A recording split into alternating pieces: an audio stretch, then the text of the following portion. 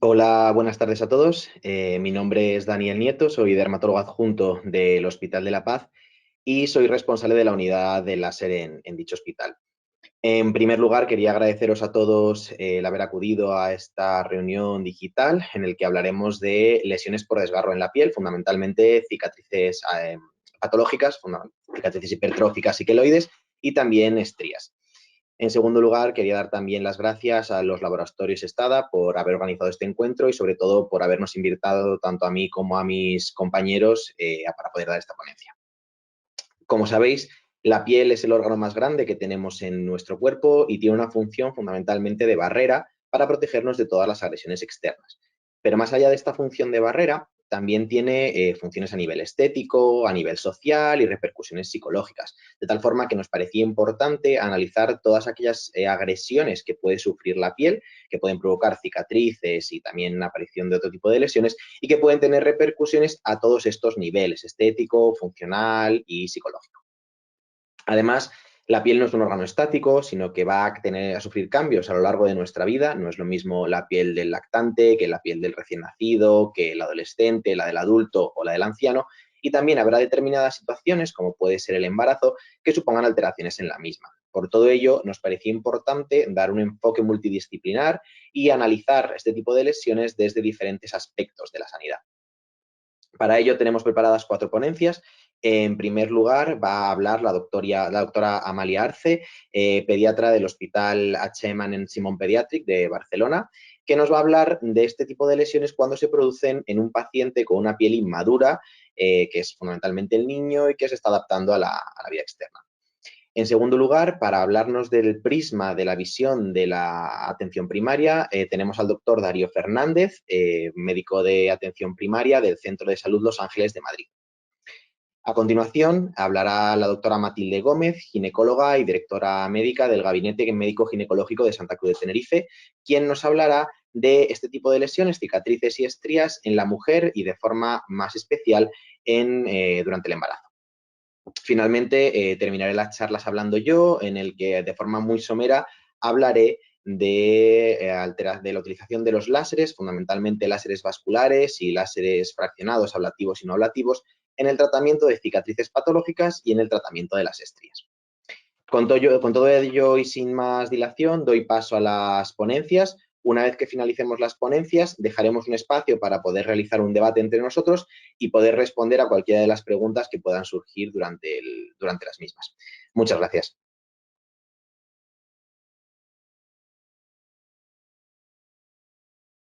Buenas tardes y gracias por la presentación. Estoy en representación de la pediatría, que es una especialidad pues, también bastante importante a lo largo de la vida, y voy a hablaros sobre las heridas y las cicatrices en pediatría.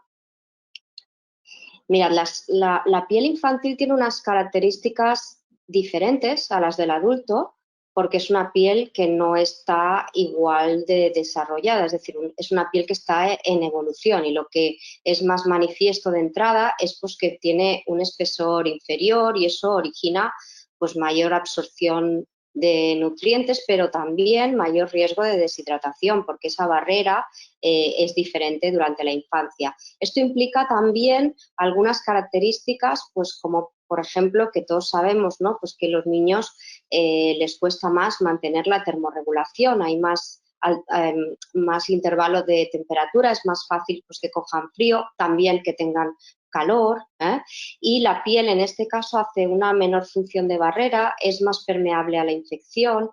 Y otra característica súper interesante, que esto es más relacionado por cómo son los niños, ¿no? Y su nivel de actividad y de movimiento y de no estar tan sedentarios como estamos los adultos y más actividades al aire libre, más juego, más ocio, pues tienen más tendencia también a heridas y a traumatismos. Aparte de esta actividad al aire libre, es porque probablemente ponderan menos los riesgos, ¿no? de los traumatismos y de los accidentes.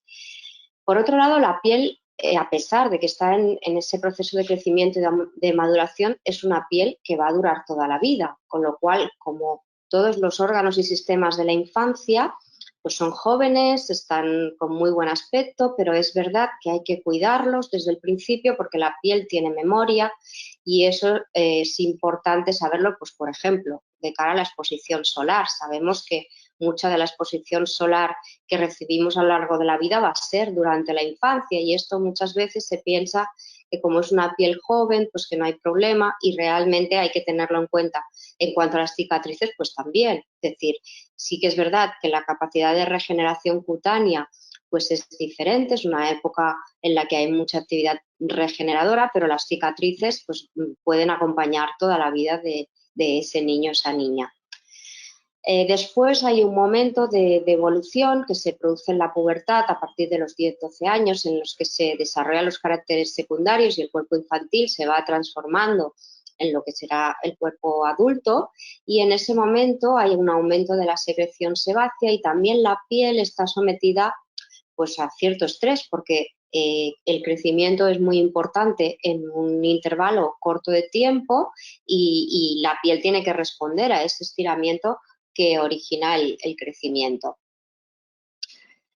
Respecto a las heridas, bueno, ya os he adelantado, ¿no? Es una época que las heridas son probablemente la época de la vida en las que son más frecuentes y también por las características de los niños en su desarrollo, pues hay mayor riesgo de infección. Los cuidados de estas heridas los tienen que impartir los adultos y muchas veces los niños se resisten, ¿no?, a esos cuidados, pero son los padres y las madres los que tienen que estar ahí pendientes de la cura de esas heridas. Obviamente es una piel joven, es una piel muy bien estructurada, es una piel que no tiene el paso de los años ni de los agentes externos y tiene una mayor regeneración cutánea y eso en ese sentido es una ventaja que tienen los niños y las niñas respecto a nosotros los adultos. Pero las cicatrices igualmente pueden estar presentes.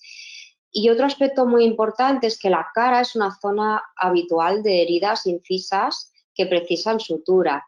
Los golpes en la cara son muy, muy habituales durante la infancia y es raro el peque que no tenga alguna herida de guerra a lo largo de los primeros años de vida.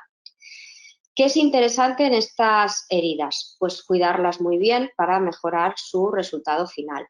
En las fases iniciales tendremos que ser muy cuidadosos con la antisepsia, con los cuidados antisépticos, utilizando pues, los productos habituales, la clorexidina, la povidona iodada sobre todo, evitando pues, el riesgo de infección, que es bastante importante porque ellos mismos a veces se tocan, porque a veces vuelven a tener heridas en el mismo lugar donde ya tienen una herida y hay que estar como muy pendiente de esos cuidados continuos. Hay muchos mitos en torno a las cicatrices de la infancia, como pensar que desaparecen y eso no es verdad, aunque sí que es cierto que hay mayor regeneración cutánea. Las nuevas heridas y la pigmentación por la exposición al sol son consecuencias relativamente frecuentes. Y en los niños y niñas tenemos la posibilidad de utilizar parches también para mejorar esa curación de esa herida y ese resultado final estético de la cicatriz, pero sí que es verdad que tenemos que tener cuidado en bebés o niños muy pequeños por el riesgo de atragantamiento en el caso que se puedan retirar el parche, que no es fácil, pero siempre hay que tener esa posibilidad presente. Si vamos un poquito más adelante, a la adolescencia, como he adelantado, pues hay un cambio en las características de la piel provocado por los cambios hormonales propios de esa edad y con el crecimiento somático tan importante que se produce en muy poco tiempo. Hay dos problemas cutáneos que son muy frecuentes a esta edad. Uno es el acné y otro es la aparición de estrías. Esto es diferente, puede haber diferencias entre géneros, entre chicos y chicas, pero la realidad es que afecta a los dos géneros por igual. Entonces, ¿el acné por qué se produce? Pues hay un aumento de la secreción de las glándulas sebáceas. Obviamente el tipo de piel que tengas influye bastante, porque las pieles que son con tendencia grasa pues siempre van a tener mayor probabilidad y mayor cantidad de acné. Es muy interesante las rutinas de higiene diaria de la piel, de las zonas afectadas. Generalmente pues es la cara, la zona del escote, la zona de la espalda.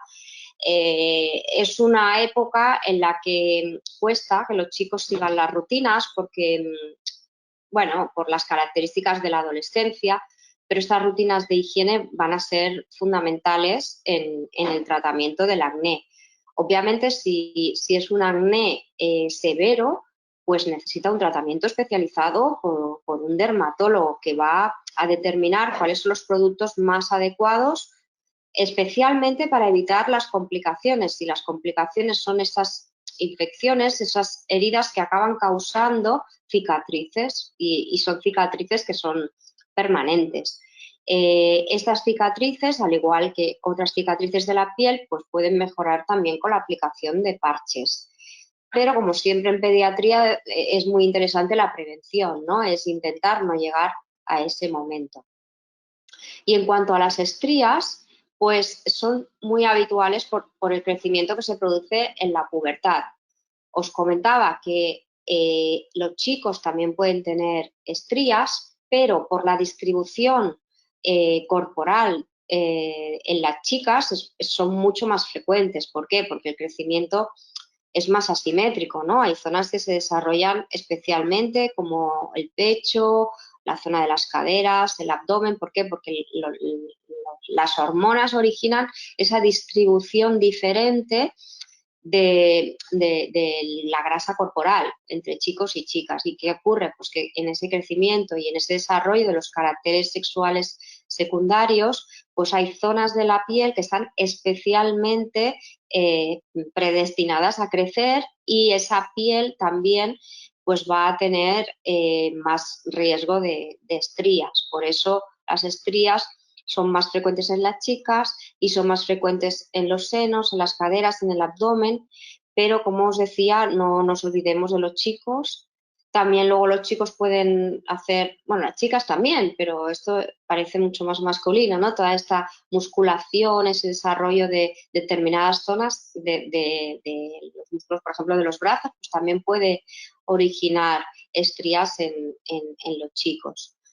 ¿Qué podemos hacer? Pues volvemos a la prevención, que siempre es lo más interesante. Pues utilizando fórmulas altamente hidratantes que se aplican cada día, que se utilizan fórmulas específicas aplicando con masaje, ¿no? Para que eso penetre lo mejor posible en las capas de la piel, pues es la mejor opción, porque el tratamiento posterior no es imposible, pero obviamente el resultado estético va a ser muy diferente.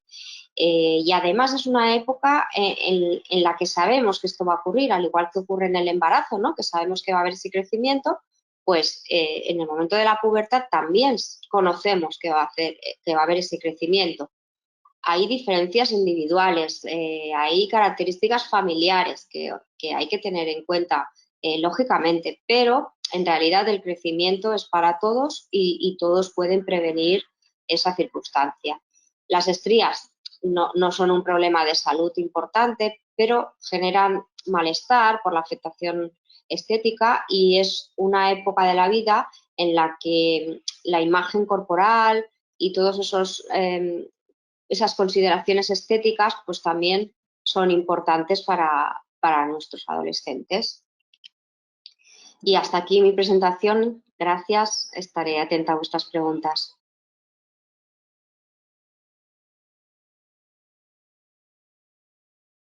Bueno, pues muchas gracias por la presentación. Pues soy el doctor Darío Fernández y voy a hablar de las cicatrices en atención primaria. La verdad es que el cuerpo humano es una máquina genialmente protegida por nuestra piel, que es una barrera defensiva, y que cuando pues, sufre una injuria por una herida, una quemadura, un golpe, pues se defiende con una cicatriz, que es un proceso de reparación de esa injuria que ha recibido el cuerpo, y pone en funcionamiento una cascada de la cicatrización para reparar el daño sufrido, pero siempre pues, puede quedar una marca que es la cicatriz, que es el precio a pagar por esa herida que ha sufrido. La cicatriz es un proceso que vemos con bastante frecuencia en las consultas de atención primaria y, bueno, pues puede ser, como hemos dicho, por los traumas físicos, por heridas quirúrgicas, por quemaduras o simplemente por vacunas, picaduras de insectos o también de una manera artificial por piercing o tatuajes. La cicatriz siempre tiene unas consecuencias a nivel físico, a nivel funcional, puesto que puede producir una retracción de los tejidos que hay debajo de los tejidos musculares, unas adherencias que pueden llegar a dificultar la funcionalidad de esa parte del cuerpo donde está la cicatriz.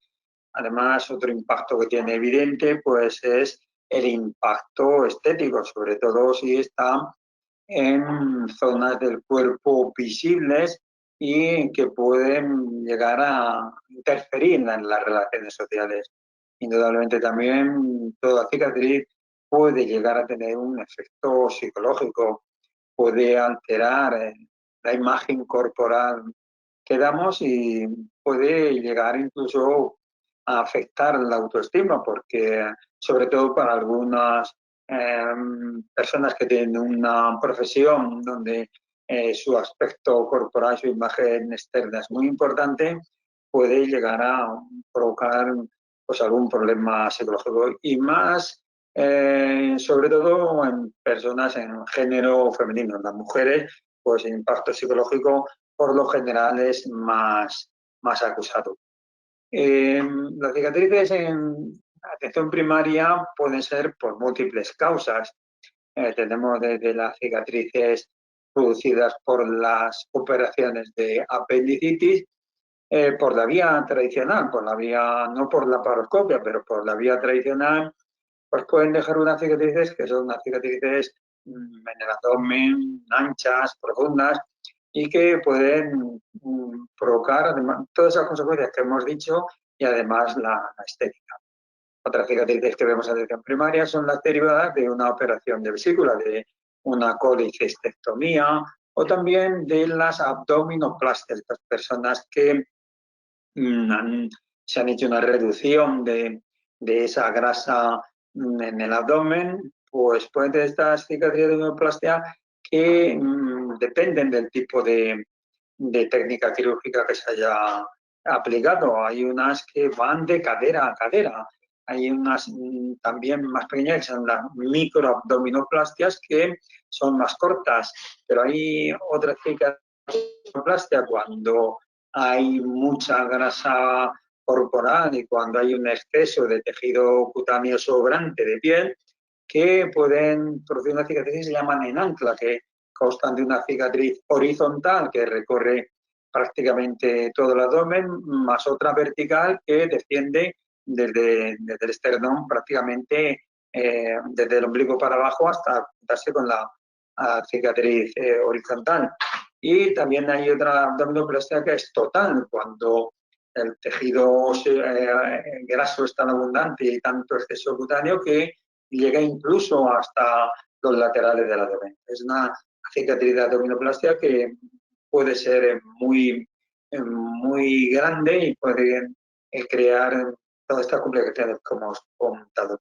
También vemos la cicatriz de las hernias inguinales y de las hernias umbilicales, donde aquí, si no se trata bien, pues puede producir ese efecto funcional con una retracción y dolores.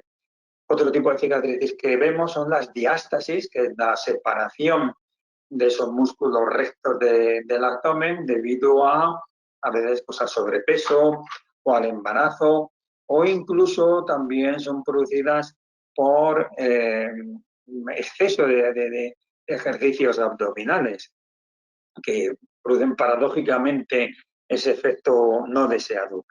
Y también podemos encontrar las toracotomías cuando la caja torácica pues, se abre por alguna operación del corazón o vías arteriales. Y el último tipo de cicatriz que podemos ver también en atención primaria pues son las derivadas en la muñeca del síndrome del túnel carpiano, que puede producir unas adherencias y limitar mucho la funcionalidad y que exige un trato pues, muy específico.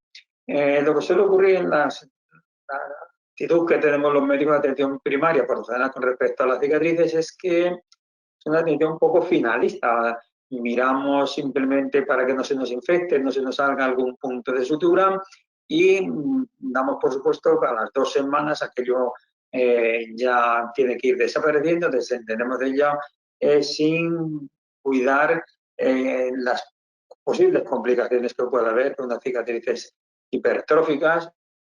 Creo que me he pasado anterior. Podemos, a ver, perdón, aquí. Sin pensar en las posibles complicaciones de una cicatriz hipertrófica o una quirúrgica. También vemos cicatrices no quirúrgicas, que son las derivadas de las heridas, de las quemaduras o de alguna patología en la piel, como es el acné o por la mano humana de querer adornar el cuerpo, hacer algún tatuaje, pues puede crear también alguna cicatriz. Y las estrías, que son un tipo de cicatriz, la vemos sobre todo en la zona abdominal en atención primaria. Se me ha pasado la siguiente, a ver. A ver, me pasa la siguiente. Otra cicatriz, a ver. Sí, cicatrices, perdón, a ver que no viene, cicatrices hipertróficas.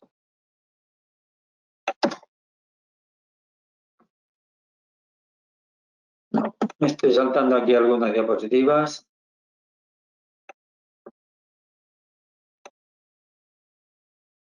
No.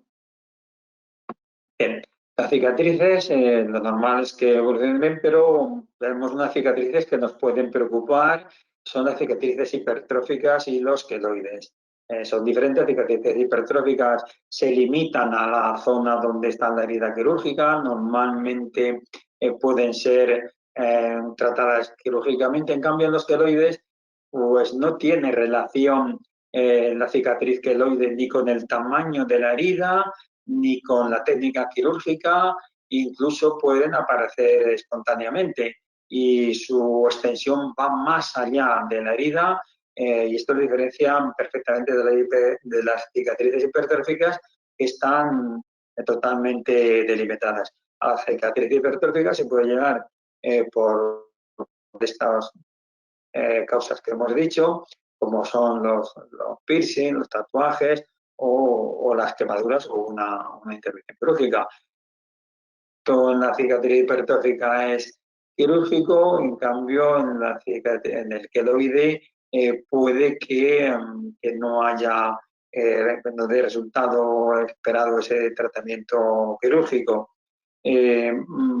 Para prevenir estas cicatrices hipertróficas y estos queloides, pues tenemos unos productos, unos parches defensivos, como Torfalactin, para poder evitar pues estas cicatrices hipertróficas, estos queloides, y no tener estas complicaciones. Otro tipo de cicatrices son las estrías producidas por el síndrome de Cushing, que dan unas cicatrices púrpuras o rosáceas producidas en este síndrome, que es debido a varias causas. Una de ellas puede ser por un tumor que haya en la hipófisis, que produzca mucha hormona adenocorticotrófica y que lleva a producir un exceso de cortisol, o puede ser que el tumor esté localizado en las mismas cápsulas suprarrenales y tiene el mismo fin, producir mucho cortisol. A veces el tumor no está localizado ni en la hipófisis ni en las mismas glándulas suprarrenales, sino en el pulmón. Por ejemplo, pues el carcinoma de pulmón, de microcíticos, de células pequeñas, pues puede llegar a producir muchísimo cortisol. Al igual que otros carcinoides que estén fuera del pulmón, pueden llegar a producir este cortisol que produce el síndrome de Cushing caracterizado por una obesidad troncular con una cara redonda llamada cara de luna llena, un acúmulo de grasa en el cuello que forma lo que llamamos la jiba de búfalo, y también unas estrías a nivel de los brazos, del tórax y del abdomen. Al síndrome de Cushing también se puede llegar por un consumo excesivo de corticoides, o bien porque la persona necesite tomarlos porque tenga alguna enfermedad que requiera de ese tratamiento por corticoides, como es el caso del asma o de algunas enfermedades como el reumatoide o algunas otras enfermedades de la piel como el lupus eritematoso, o simplemente esa toma de corticoides pues es debido a que la persona pues toma productos de gimnasio y puede llevar unos corticoides para favorecer la musculación y llegar a producir esas estrías. Bueno, aquí tenemos el síndrome de Cushing y con los síntomas que hemos comentado. Me gustaría dejar bien claro unos mitos que hay con respecto a las cicatrices y enfrentarlas a unas verdades. Hay el mito que tiene el paciente, y es que piensa que toda cicatriz debe desaparecer por completo. Como hemos dicho antes, la cicatriz es el precio que hay que pagar por esa injuria, por esa ofensa que ha recibido nuestro manto protector, que es la piel, y siempre, siempre se notará algo. El objetivo es que se note lo mínimo y que tenga el mínimo impacto funcional, fisiológico, estético y psicológico.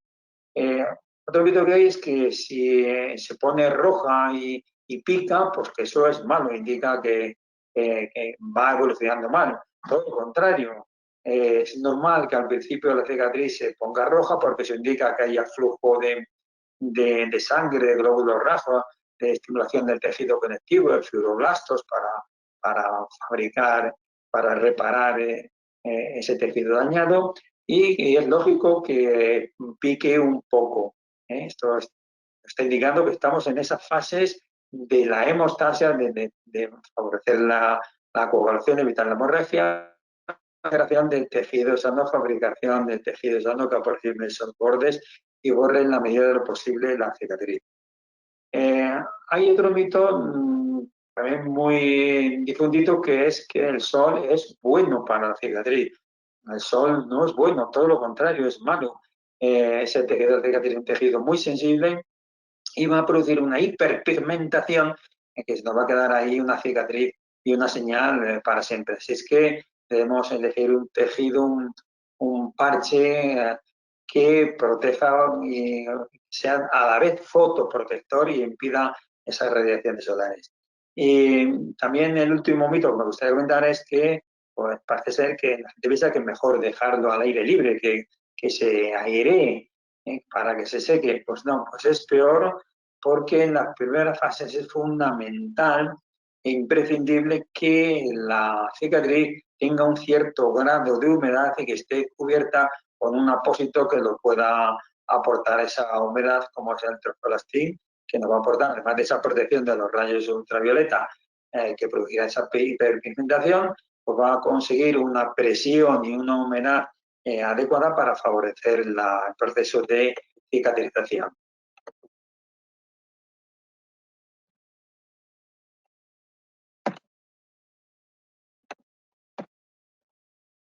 Bueno, pues y esto es toda mi presentación. Muchas gracias. Si hay alguna pregunta, pues lo comentaremos en el coloquio.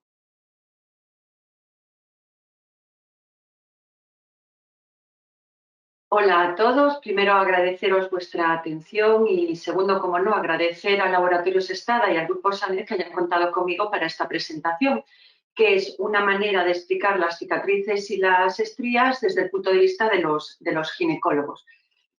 Para empezar, las estrías, como sabemos todos, son lesiones cutáneas producidas por la ruptura de estas fibras de colágeno y elastina debido a una expansión muy rápida de la piel sin que haya dado tiempo a que se adapte a ciertos cambios, como suelen ser los cambios de peso, el crecimiento rápido, sobre todo como ocurre en los adolescentes, en el ejercicio intenso, cuando hay una hipertrofia muscular muy rápida, o, como no, en ginecología, en los casos de embarazadas.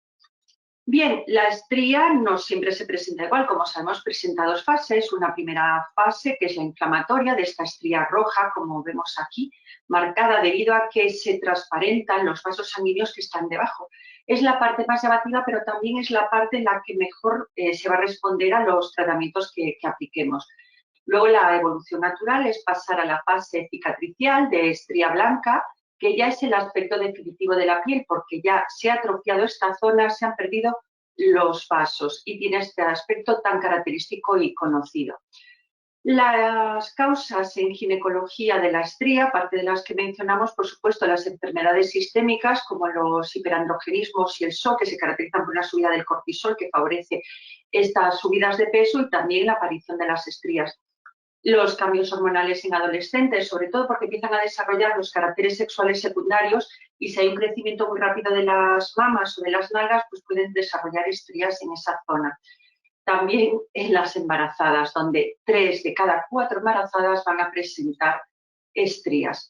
Y bien, la estría es una patología benigna, no es algo grave, pero tiene una consecuencia estética en las mujeres, sobre todo mujeres en etapas un poquito delicadas de nuestra vida, como es la adolescencia, donde a lo mejor la autoestima puede estar un poco mermada, o en el embarazo, donde, hombre, esa aparición de unas estrías en un cuerpo donde antes no las tenía, pues puede impactar un poco.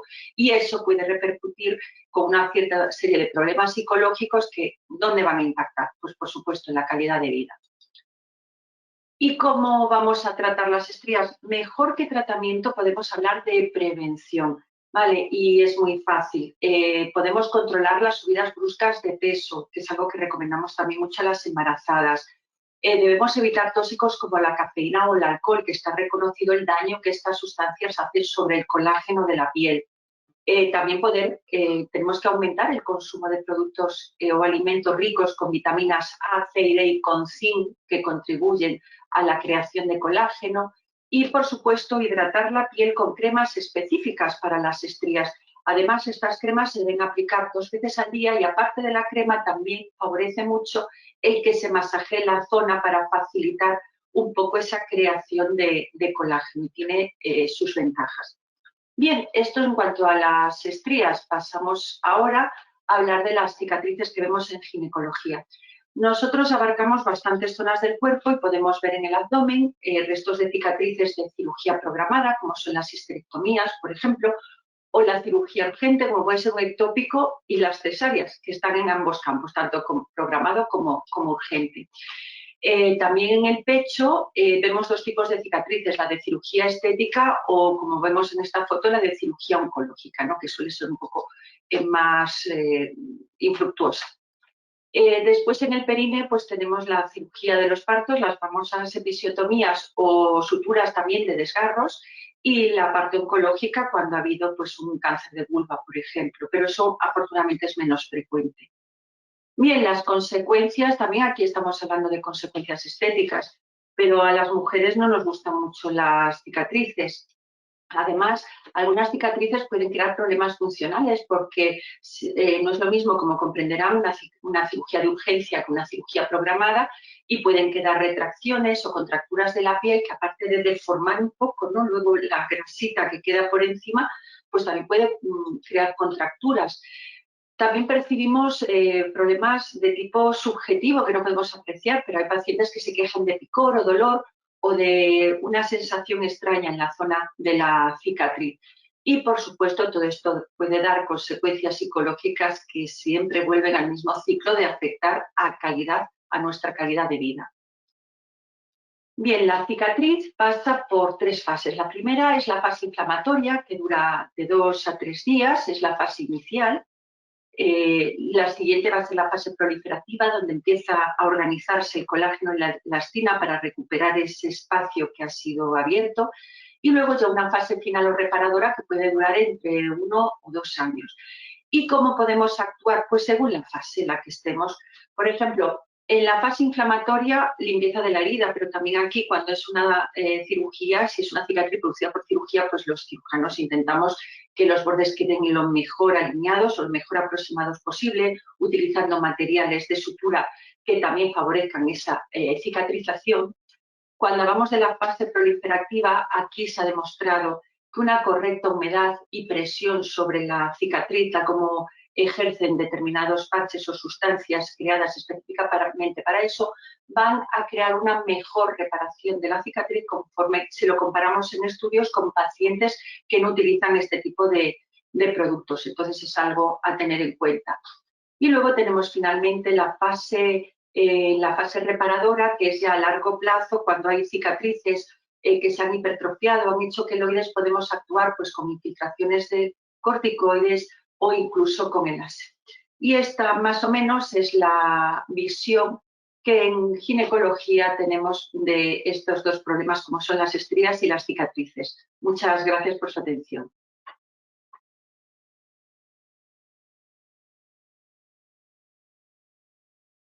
Bueno, buenas tardes. En la charla de hoy voy a hablar sobre la utilidad del láser en cicatrices y en estrías. Inicialmente era una pequeña introducción sobre algunos conceptos básicos del láser y luego me centraré en la utilidad del láser tanto en cicatrices como en estrías. El láser es una fuente de luz amplificada que se basa en la producción de fotones en un núcleo dentro de un resonador. Esos fotones se van amplificando a medida que van pasando dentro del resonador y finalmente saldrán a través de una compuerta y esa luz que sacamos a través del láser es la que tendrá una utilidad al tener un efecto con el tejido en el que se aplica. Los láseres se pueden clasificar de muchas formas, una de ellas es en función de cuál es el medio que los produce, se pueden clasificar en sólidos, si el medio es gaseoso, líquidos o diodos, pero quizás sea más interesante clasificarlos en función de la longitud de onda que tienen. Esta longitud de onda va a venir determinada por cuál es el núcleo que va a producir este láser y esto va a ser muy importante porque el efecto tisular dependerá de esta longitud de onda. En la piel tenemos 3 dianas fundamentales cuando hablamos de láser sobre las que queremos actuar para tener algún efecto a nivel del tejido. Estas 3 dianas van a ser la hemoglobina, la melanina y el agua. Como veis en las gráficas que muestro en la diapositiva, cada una de estas 3 dianas van a tener una afinidad diferente en función de la longitud de onda que apliquemos. Así como, por ejemplo, la hemoglobina, veis que tiene puntos máximos en torno a los 418 nanómetros, en los 532 y también cerca de los 600 nanómetros de longitud de onda, donde van a actuar la mayor parte de las series vasculares. La melanina, por ejemplo, va a tener una absorción que va disminuyendo a medida que vamos avanzando en el espectro de longitud de onda y el agua tiene la mayor absorción ya en espectros del infrarrojo mediano o el infrarrojo lejano. Esto es importante porque la elección de un láser u otro en función de lo que queremos tratar va a ser diferente en función de esta diana. Cuando hablamos de la utilidad del láser en cicatrices, vamos a poder utilizar cualquiera de los tipos de láseres. Son un tipo de lesiones que son muy versátiles en cuanto al tratamiento. Van a ser útiles láseres vasculares cuando sean cicatrices más enrojecidas, van a ser útiles láseres de pigmento cuando sean cicatrices más pigmentadas o láseres fraccionados o ablativos y no ablativos cuando queramos remodelar el colágeno. Dentro de estos voy a centrarme fundamentalmente en los vasculares y en los fraccionados, puesto que los láseres de pigmento en la aplicación en cicatrices no van a diferir de la utilización en otro tipo de lesiones pigmentadas. Cuando hablamos de láseres vasculares, los dos fundamentales que más se utilizan en la práctica clínica son el láser de colorante pulsado, o PDL, y el láser de neodimio YAG. El primero es un láser líquido, digamos, que el medio que lo produce es un medio líquido, y el segundo, el de neodimio YAG, es un láser sólido. El primero tiene una longitud de onda de 585-595 nanómetros, mientras que el segundo tiene una longitud de onda de 1064, un poquito más alejado del inicial. De las primeras publicaciones que hay en la literatura respecto a la utilización del láser de colorante pulsado en cicatrices es esta, que se publica en Lancet en el año 95. Ellos eligen a 16 pacientes y hacen un tratamiento que llaman split scar. La mitad de la cicatriz la tratan y la otra mitad no la tratan. Y hacen una evaluación antes y a los 6 meses del tratamiento, tanto desde el punto de vista clínico como desde el punto de vista histológico. Y lo que ven es que todos los parámetros de eritema, de maleabilidad de la cicatriz, así como de la altura de la misma, van a mejorar de forma significativa en el lado que tratan versus con el lado no tratado. Es decir, el PDL sí que es un láser muy útil para mejorar los aspectos clínicos de las cicatrices y además también mejoran algunos aspectos a nivel histológico y lo que proponen es que el láser de colorante pulsado al ir dirigido hacia la hemoglobina va a destruir esos capilares que nutren a la cicatriz hipertrófica o al queloide produciendo una isquemia vascular y por lo tanto mejorando lo que es la clínica general de las cicatrices y además también ven que se produce una elevación de mastocitos y eso lo que va a producir es una liberación de histamina que también es un inhibidor de la proliferación de colágeno. Otros artículos, buscando alguna relación más allá de lo que es simplemente el mecanismo de isquemia vascular o la alteración de los mastocitos, hacen estudios sobre algunas proteínas que se han relacionado con la proliferación del colágeno y de diferentes componentes de la matriz extracelular en la producción de cicatrices, como son, por ejemplo, el TGF-beta o las metalosproteínas tipo 1 y tipo 13. En este artículo analizan cuál es el efecto del láser de colorante pulsado en estos parámetros, y lo que ven es que la utilización de este tipo de láser ha disminuido los niveles de TGF-beta, que es un factor que favorece la fibrosis a nivel del queloide, y produce también cambios en la metaloproteinasa 13, también uno de los elementos que remodela este colágeno que está alterado en cicatrices hipertróficas y en queloides. Además, no solamente se ha visto que el láser sea útil como tratamiento, sino también puede ser útil como un poco profiláctico a la hora de evitar que las cicatrices que se hacen, por ejemplo, una cicatriz quirúrgica, evolucionen hacia la formación de cicatrices hipertróficas o queloideas.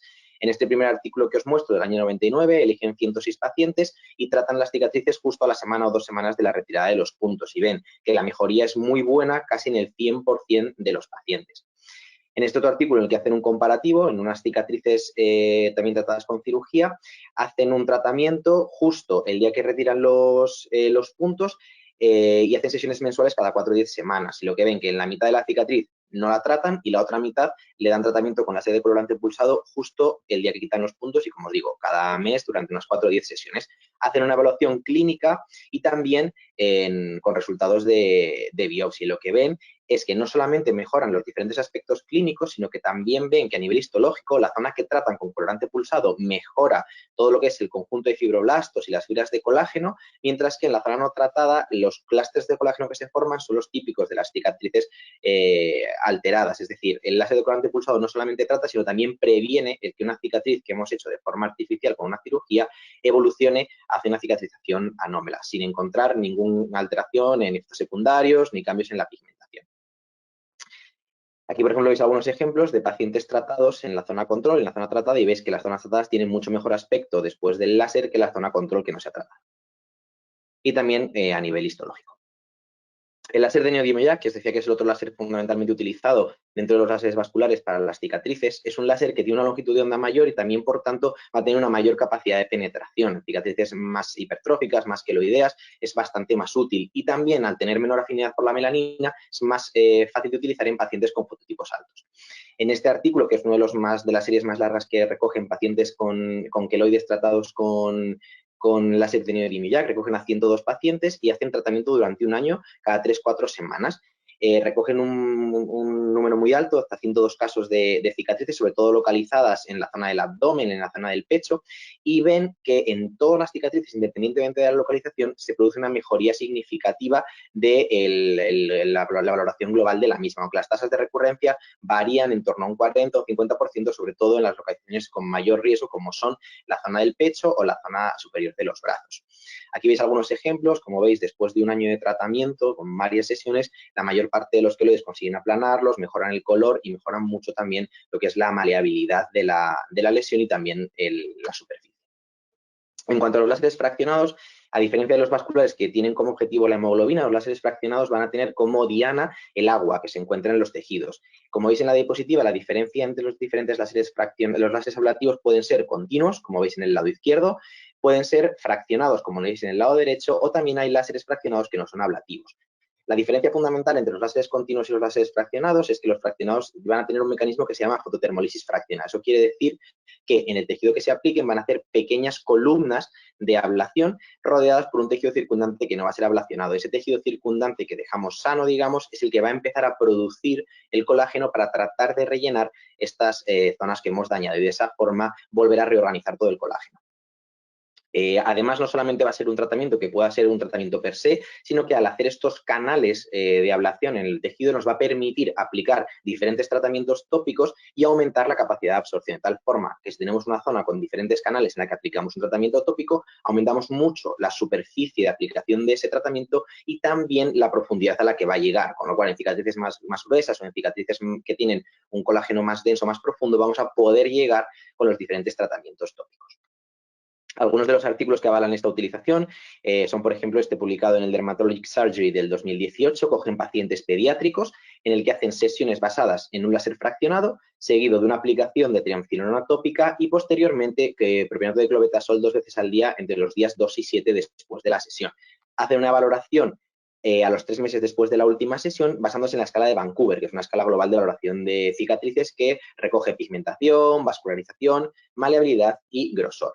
Y lo que ven es que se produce una reducción de media de este Vancouver Score de 4.2 y casi el 80% de los pacientes bajan 4 puntos la escala de Vancouver sin efectos adversos significativos. Aquí, por ejemplo, veis un paciente pediátrico con una quemadura por agua hirviendo que mejora mucho después del tratamiento con láseres fraccionados, o esta cicatriz también por quemadura en la porción interna de la pierna. Otros artículos que también muestran la utilización solamente del láser fraccionado o láser fraccionado combinado con tratamientos con corticoides tópicos es este de aquí, cicatrices también por quemadura en la zona del brazo, en la zona de la barba, o algunos casos tan espectaculares como el de este paciente con una quemadura después de que se incendió su domicilio, en el que utilizan láseres fraccionados, cetaplastias y también infiltraciones con corticoides. Y ves que el grado de mejoría es muy bueno, con disminución de las retracciones, mejoría también de los queloides y de todas las zonas afectadas. En cuanto al tratamiento del láser en estrías, también por resumir y no alargarlo mucho más, fundamentalmente también láseres vasculares y láseres fraccionados. Los láseres vasculares van a ser similares a los que utilizábamos en cicatrices, fundamentalmente el láser de colorante pulsado. El láser de colorante pulsado es muy bueno cuando la lesión está muy roja, es decir, tiene efectos moderados y buenos en estrías rubras. Sin embargo, en estrías blancas, en las que no vamos a encontrar nada de hemoglobina, nada de vascularización aumentada, el láser de colorante pulsado, que además es un láser bastante superficial, no va a tener ningún efecto. Sí que tiene la desventaja de que cuando son pacientes con fototipos muy altos, debido a que la absorción por parte de la melanina también es bastante alta, hay una cierta competitividad y tenemos riesgo de que haya también captación por parte de la melanina y producir alteraciones de la pigmentación después. La IPL, que realmente no es un láser, es una luz pulsada, es una luz que abarca desde los 400 hasta los 1200 nanómetros, aunque se pueden poner filtros para seleccionarla. También tiene un efecto aceptable en estrías, sobre todo en estrías rojas, aunque los artículos que he publicado cogen un mayor efecto a nivel histológico que a nivel clínico. Por último, el neodimio YAG también es un buen láser con un efecto moderado en estrías, sobre todo estrías un poquito más profundas, dado que la capacidad de profundizar de este tipo de láser es mayor. En cuanto aquí ves algunos ejemplos de tratamiento de láseres de colorante pulsado y de neodimio YAG en estrías en la zona del abdomen o en la zona de las mamas, con un buen resultado a nivel estético. Y también aquí veis otro artículo en el que hacen no solamente una valoración clínica, sino también histológica. Y ven que estos láseres también ayudan a reorganizar todo el colágeno y la elastina que se encuentran alterados en las estrías. Respecto al uso de láseres fraccionados, tanto ablativos como no ablativos, el más utilizado entre todos ellos es el láser de CO2 fraccionado ablativo. En los diferentes artículos han demostrado que la utilización de estos láseres en estrías aumenta la capa epidérmica, mejora las fibras de colágeno sin efectos secundarios y en general son los más utilizados y los que tienen una mayor amplitud, sobre todo de artículos publicados en la literatura respecto a su uso en estrías. Otros láseres fraccionados, en este caso no ablativos, estos no van a producir esas columnas de ablación que vimos anteriormente, lo que producen son columnas de coagulación rodeadas por zonas de tejido respetado. Hay diferentes láseres en este grupo, el de 1565 nanómetros en los artículos demostró mejoría del aspecto, de la pigmentación, del volumen y de la textura. El de 550 también mejoró mucho en las estrías albas y en las rubras, sobre todo en cuanto a textura y en color, y también ese de 1550 demostró una mejora en el DLQI, en la calidad de vida de los pacientes con estrías tratados con este tipo de láseres. Por último, tenemos una novedad en los láseres recientemente, que es el láser de picosegundos fraccionados. Los láseres de picosegundos son láseres que tradicionalmente se han utilizado para tratamiento de estructuras pigmentadas o tatuajes. Son láseres con una duración de pulso muy corta, una gran energía, que tienen un efecto fotoacústico en la zona de la membrana de los melanosomas que van a tratar o de los macrófagos cargados de tinta en el caso de los tatuajes, pero existe la posibilidad de fraccionar ese mismo láser de picosegundos que utilizamos para lesiones pigmentadas y tener un efecto similar a los láseres fraccionados no ablativos. Es decir, vamos a encontrar que producen columnas también de coagulación en la zona de tratamiento y eso va a ayudar a remodelar el colágeno. Este tipo de láseres de picosegundos tienen la ventaja de que se pueden utilizar en fototipos más altos con mayor seguridad que otro tipo de láseres fraccionados ablativos que a veces tienen riesgo de hiperpigmentación secundaria de inflamación que produce. En los diferentes artículos han demostrado una mejoría significativa, tanto evaluado por el investigador como el paciente, así como también en pruebas como imagen 3D o microscopía confocal, sin diferencias al compararlo con el láser de Herbioblast. Aquí veis un artículo en el que analizan los efectos del láser de CO2 fraccionado. Por ejemplo, en la imagen superior izquierda, la mitad derecha del paciente está tratada con el láser CO2 fraccionado y la otra mitad no, y veis el grado de mejoría en el lado tratado, o pacientes tratados con láseres fraccionados no ablativos en las otras 4 imágenes, con el antes y el después con una mejoría evidente. Asimismo, como os decía, no solamente hay una mejoría a nivel clínico, sino también los estudios de microscopía confocal ven que se produce una mejor organización de las fibras de colágeno y de elastina localizadas en las zonas de estrías tratadas con este tipo de láser. Y esto es todo lo que os quería contar. Muchas gracias por la atención.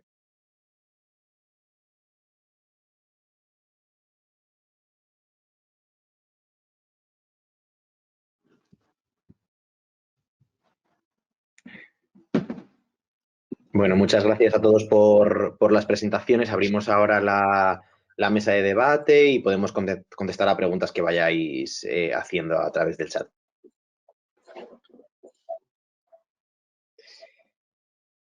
Vale, aquí tenemos una pregunta para la doctora Gómez acerca de la utilidad de los parches en las cicatrices de cesárea, cuándo se pueden empezar a utilizar, a partir de qué momento.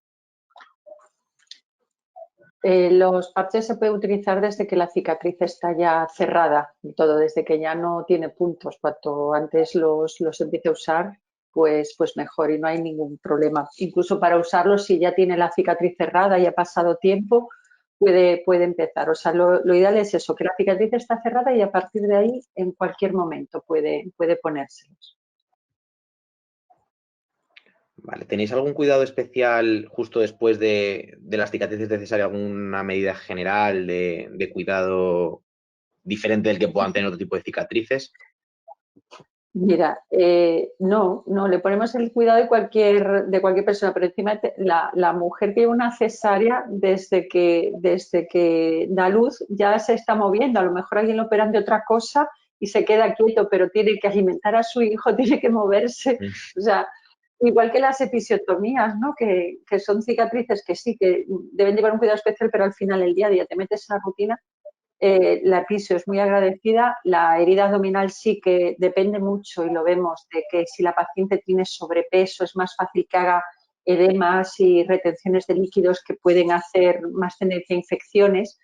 Y eso en las gorditas, en las pacientes que han llegado con sobrepeso llamativo al final, pues sí, si acaban en cesárea tienen más riesgo de eso. Pero si no, no. Son zonas muy agradecidas y con un cuidado mínimo de higiene, de limpieza, es lo que decimos. Herida al aire, limpia y seca, para que además ella vea la evolución. Si se infecta, si se pone roja o tal, o necesita algún cuidado especial. Vale.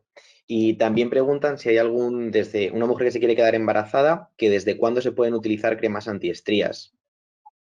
Desde que tiene el test positivo, desde el minuto 1. Sí, es lo ideal, que empiece a preparar la piel, porque esos cambios pasan de un mes para otro. De repente te llega un mes, has subido 4 kilos, en otro no has subido, entonces si ya coge el hábito de cuidarse, además está muy motivada al principio, pregunta por alimentación, pregunta por todo, pues todas esas cosas, avisarle que no suba de peso, que cuide la alimentación, pues, y empezar a usar las cremas sin ningún problema. Todo el embarazo y en el posparto también, recordarle eso, que también posparto que no se abandone, que es lo que suele ocurrir, que nace el bebé y se acabó, debe seguir con sus cuidados.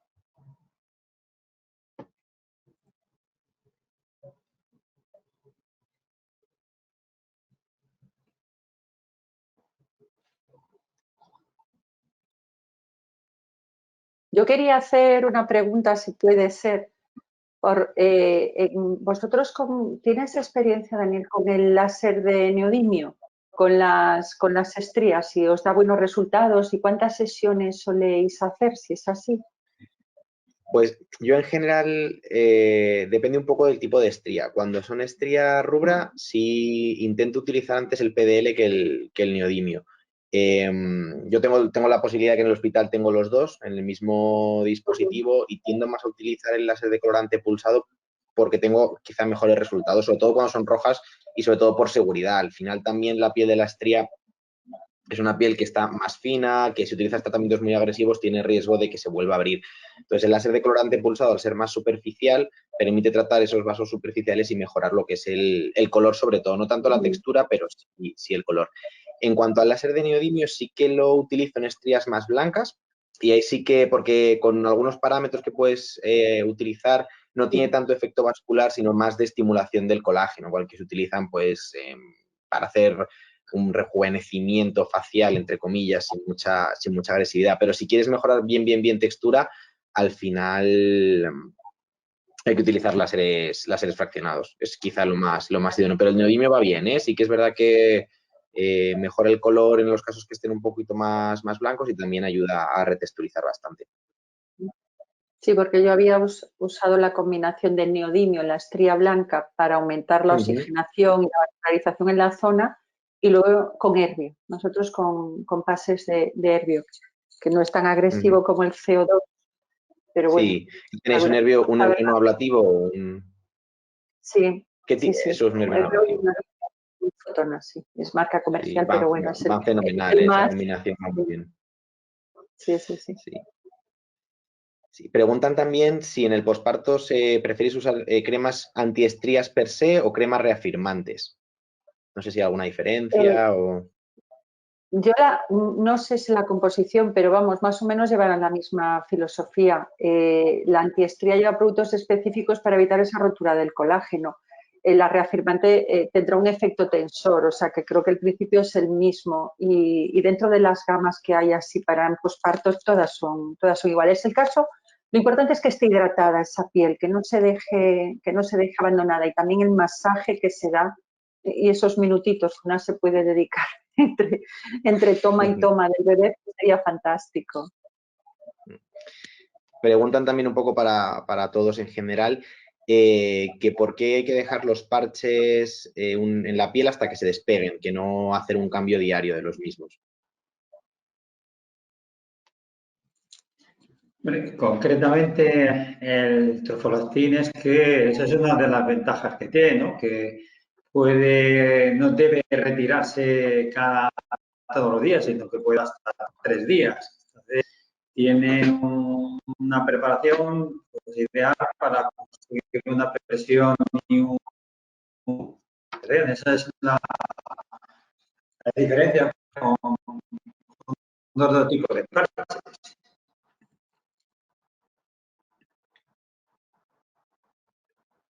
Sí, yo creo que al final, bueno, eso que no es que sea algo obligatorio, pero que es una ventaja que tienen el poder recortar el tamaño adecuado a la cicatriz, para evitar la pérdida de agua transepidérmico y no necesitan un cambio diario porque tiene una buena adherencia. No hay como una razón como tal.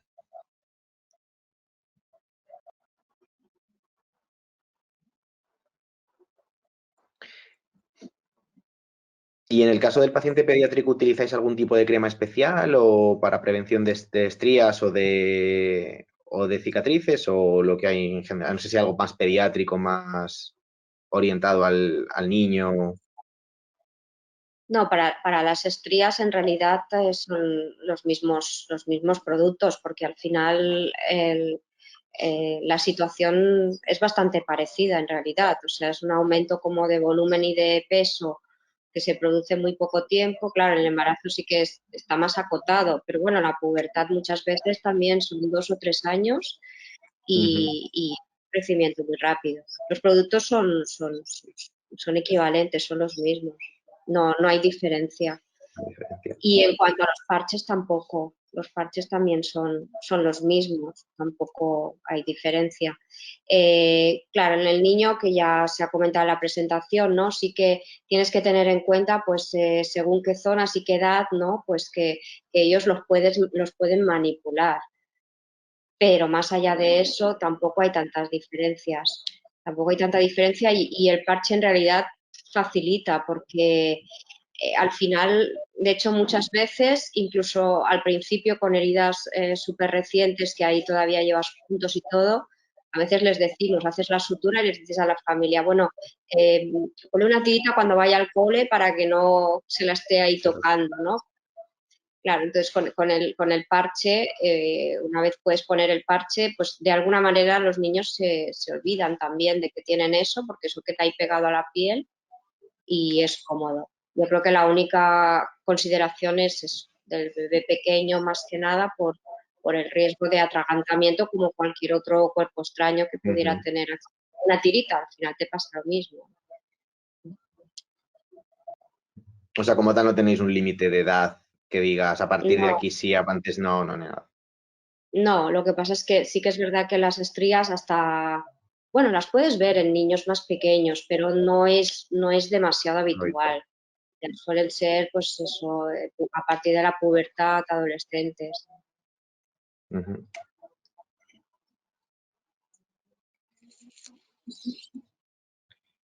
Me preguntan que si nosotros también recomendamos los parches. Yo en general yo que trato bastantes cicatrices y bastantes estrías en la consulta de láser, es un coadyuvante esencial el combinarlo con parches de silicona que ayuden eso, porque al final todas las cicatrices hipertróficas se relacionan mucho con esa pérdida transepidérmica de agua, aunque tú le metas mucho láser y mucho tratamiento corticoide o lo que quieras, al final lo que es el sustrato fundamental va a estar ahí, y combinarlo siempre con un parche va a ser esencial. Al final, sobre todo en pacientes con mucha predisposición a queloides, todo lo que puedas abordar y todos los puntos de vista, digamos, en cicatrices y estrías que puedas tratar va a ser mejor. La mayor parte de artículos van a favor de tratamientos combinados, que no tratamientos únicos, y los parches son esenciales al final en el manejo de estas situaciones.